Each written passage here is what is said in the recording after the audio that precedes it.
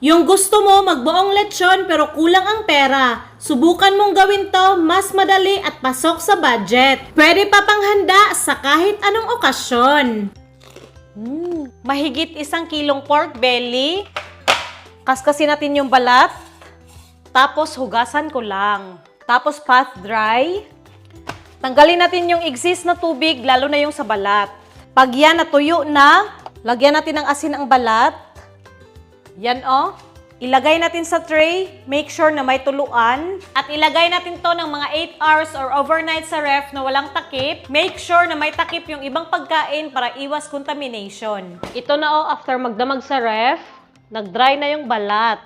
Tanggalin natin yung asin. Ilipat na nakataob. Titimplahan natin ng asin, paminta,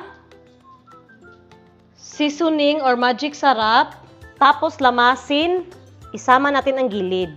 Yan o, nalamas ko na ng maayos. At ngayon, gagamit tayo ng air fryer. May hinanda akong mga ricados dito, spring onion. Kung may tanglad ka dyan, lagyan mo rin, pero ako wala eh.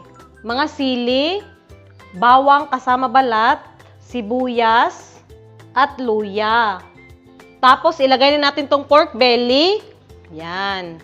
At isalang na natin to. Ano ba dapat ang temperature para ma-achieve natin yung napakalutong na balat at juicy sa loob? Since 30 minutes lang naman ang timer nitong air fryer, so iset natin sa 30 minutes. Tapos yung temperature dapat nasa 150 degrees Celsius muna. Kung nalito kayo, bahala kayo. Charot lang. Ilalagay ko naman sa comment section yung details. Nakaraan ang 30 minutes, i-check natin. Lapit. Yan guys, oh. Syempre, hilaw pa to at napakakunat pa, oh. Ibalik natin for another 30 minutes sa same na temperature na 150 degrees Celsius. Hindi ko pa nabuksan guys, pero grabe yung bango, nakakagutom. Tara. Oh. Ito na oh, pagkaraan ng 1 oras sa 150 degrees Celsius, hindi pa malutong. Ang purpose ng lower temperature para maluto sa loob. Ngayon, palulutungin na natin yung balat. Sa 30 minutes, sa 200 degrees Celsius. Yan oh, may natira pang 10 minutes. Buksan natin. Magpahid lang tayo ng mantika para hindi dry yung balat. Tapos, isalang ulit natin at tapusin natin yung 10 minutes na natitira. Habang inaantay natin ang pork belly, payag ka ba walang sausawan? Ako hindi. Painitin ng kawali. Mga 1 kutsarang mantika lang. Igisa na ang sibuyas at bawang. Isabay na natin para walang mag-away.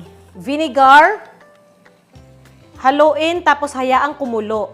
Tapos ilagay ang asukal, konting asin, paminta, tapos 1 at kalahating cup ng tubig. I-simmer natin to hanggang matunaw ang asukal. Ilagay na natin ang liver spread.